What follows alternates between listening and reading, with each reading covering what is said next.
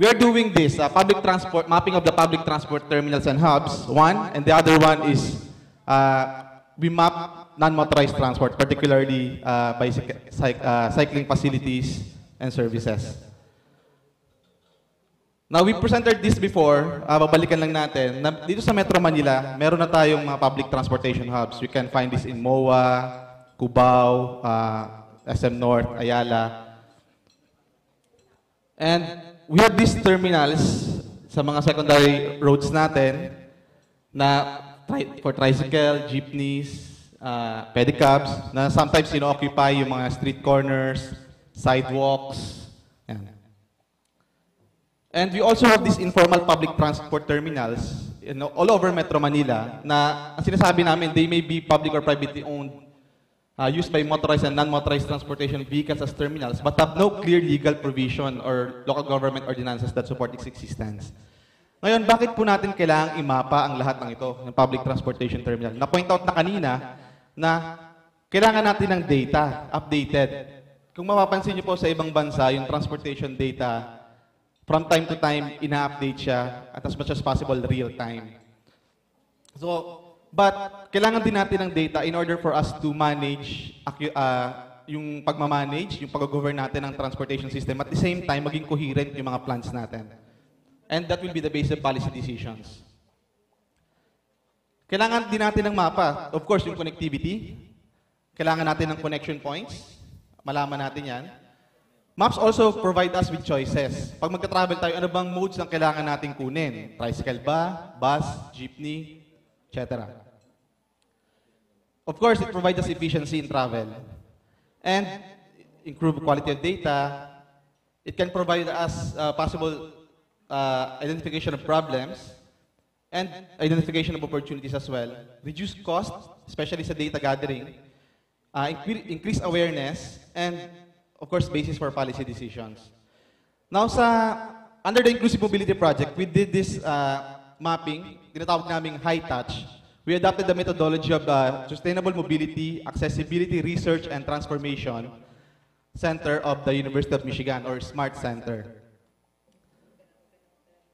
We've done this initial mapping exercise sa Quezon City last February 1. So this was attended by a group of coming from different stakeholders from business, from media, from the government, from the civil society groups. Ito pong process na ito ay isang solution-seeking process. Hindi po ito yung usual na transportation meeting na kadalasan problem lang. So we want to find solutions, we want to find the connectivity among sectors, and paano ba yung initiatives na pwedeng gamitin dito. Mobility means moving people, goods, and services, but of course we also want to move minds, and we want to move money. Kaya nandun yung opportunities natin. The second workshop that we did was spearheaded by one of our participants, si Atty. Glinda Batan, through the Organization of Clean Air Initiative in Asia for Asian Cities. Ginawa namin to for the Ortigas CBD. Andun yung Pasig and all the businesses there. And yun nga po yung bilanggit ni Ms. Daniel kanina with the PCA event, yung mapping ng Quezon City Todas, ang kanilang terminals. And lahat ng information na mag-gather namin, we recently launched itong portal wherein the people can provide inputs sa pagmamapa ng mga terminals. You can actually enter your information na nasa inyo. Kasi tinatawag po natin itong local knowledge eh. Karamihan ng information natin that sa mga government offices outdated na or hindi na-update. Kung na-update man, copy-paste na lang from the previous file. So hindi na talaga siya ganun ka-accurate. And ang dami-daming nagsusulputang mga terminals. So yan. Kung magpupunta po kayo sa inclusivemobility.net/terminals, makikita nyo po itong page na to. And starting next week, yung data po na nag-gather namin sa previous mapping sessions namin, ilalagay na namin dito. Bago namin ilagay, binavalidate din namin kung accurate ba yung kanyang yung mga terminals na to. So we do mapping for tricycle, pedicabs/kuliglig. Usually nagsama naman silang dalawa. Jeepneys, buses, taxi, and GT and UV Express or FX terminals. Ano ba yung mga information na hinahanap natin? Basically, ano yung modes? So you can key in yung information niyo, their location, the name of operators, the destination and routes, time of operation, facilities, and services. Yeah, we also did the NMT mapping last April 21 with Firefighter Brigade, CCAD, TSSP, yeah, TSP, not TSSP, TSP, Bike for the Philippines and OpenStreetMap Philippines. And ito yung isa sa mga results ng mapping, in-upload na siya.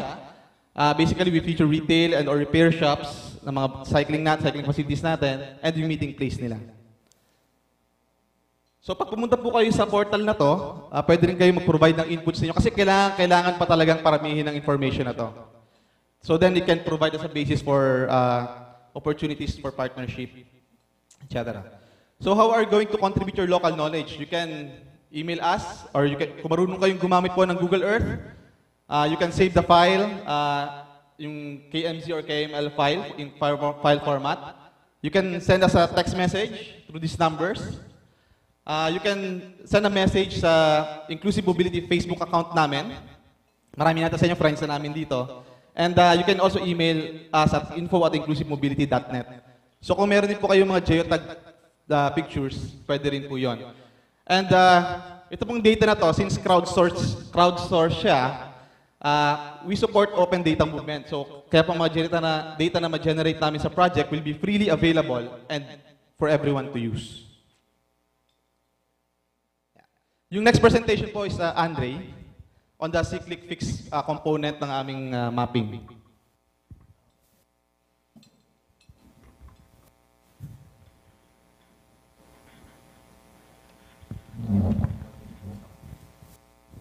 Okay, good afternoon to everyone. My name is Andre, okay, and I'm here to present SeeClickFix, a tool called SeeClickFix that's available on the Inclusive Mobility website.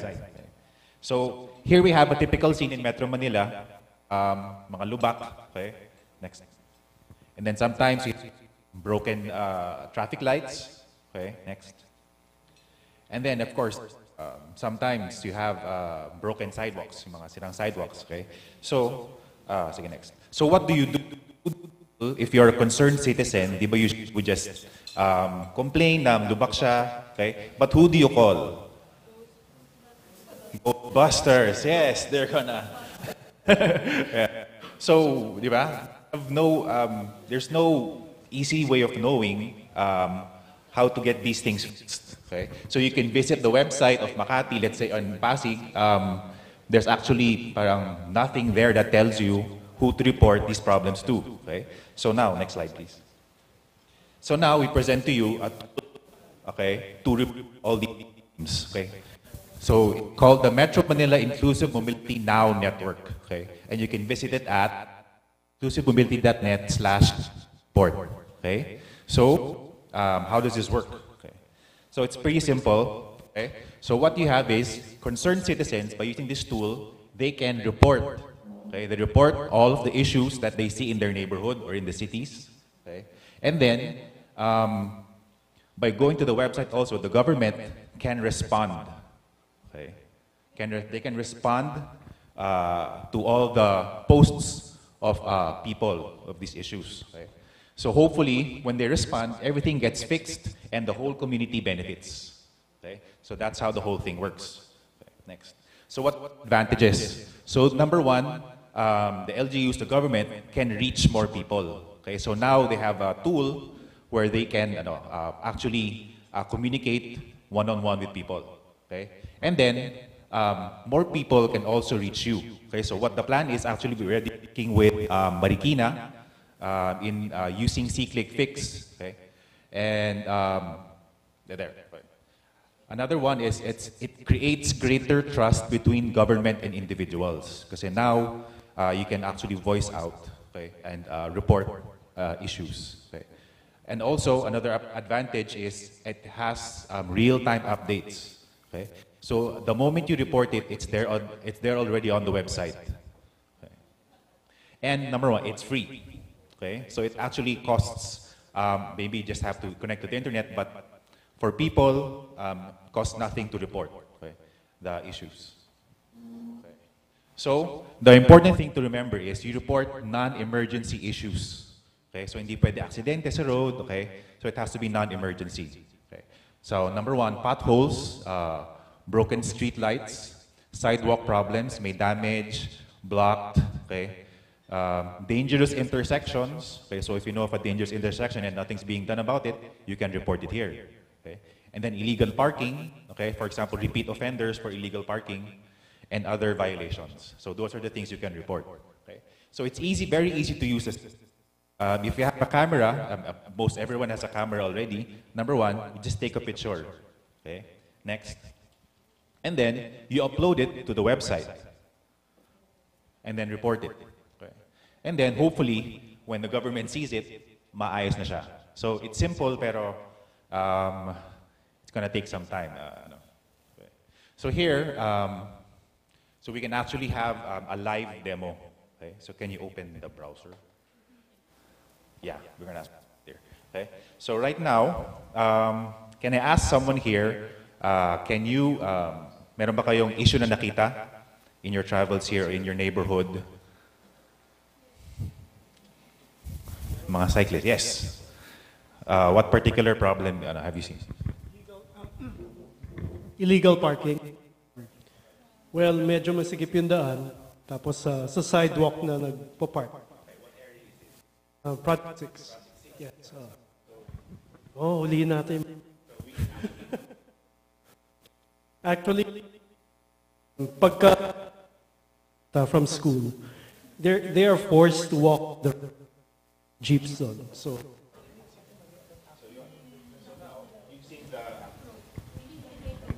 I'm sorry. Sige, yeah. Would you like to try? It's a fairly simple process, okay? So when you go to the website, okay, and then you'll see here, actually, when you visit the website, you actually have reports, existing reports here. Okay. So now, if you want to report an issue, you click on the report tab. Yeah, report tab. And then now, you actually have to look for the area that you want to report.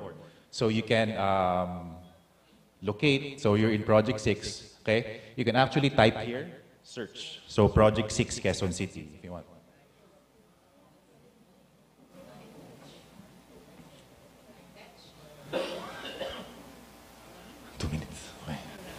Okay. Yeah. Na-click na. Ayaw.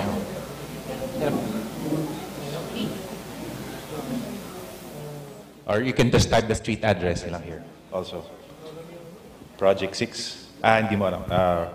Road, Alley 27, Road 1, Road 8. Road 8, okay. So there you have Road 8, okay. If you want to be really specific, you can actually zoom in and, yeah. So you can actually, here, you have to click and drag the exact location of your issue. So where is the, you click and drag. Road 3 ito. Yeah, okay. So there. Okay. Yeah. So now, what you want to do is you want to report the issue after you've selected the area. Okay. Or and then next. Yeah. Okay, now. Okay. Now describe the situation. So what's the problem? Illegal parking in the jury. Yeah. Yeah. Illegal parking. Yeah. So you can actually give more description. So you can actually name the legal parking. And then if you have a picture, you can upload it. Okay, so you can show what's happened. Mamaya, yeah, you can later. And then so that people can contact you, you can put your email address, there. So if you want, yeah, so they can verify it, so they can contact you, and then they can actually also tell you if they've fixed it already, if the problem has been. Okay. No, it's not. Yeah. So it's that easy. So just a few simple steps, and then you report the issue. Okay. So hopefully we can gather a lot of these issues, and then we're going to bring it to the local. Yeah. So thank you very much, sir. May question? Yes, please. Yeah. Actually, we're collected muna, and then we're going to present it to. Example lang ha, lagi ako nakaka-encounter, hindi illegal parking din. Yes. Sa Magna Carta or sa DPP for work, Yeah. lahat ng shopping mo, lahat ng dapat parkingan, meron dapat PWD parking. Yes. Ang nangyayari, sir, mga pulis ay naka-parking doon. Sabi ko, yung mga pulis na yan disabled, kaya sila naka-parking. Yeah, pwede report. Actually, we had an issue also, same issue in Marikina as well. Okay? So you'll see here different issues. Okay? So we have there tricycles along Katipunan. Diba, bawal sila. They're still flying. Broken street lights, the illegal parking on the bike lane. So yeah, thank you very much. Already over. Yeah. So again, reminder, fill up your form, then we'll collect it later. Siguro may last slides ako. This last slide.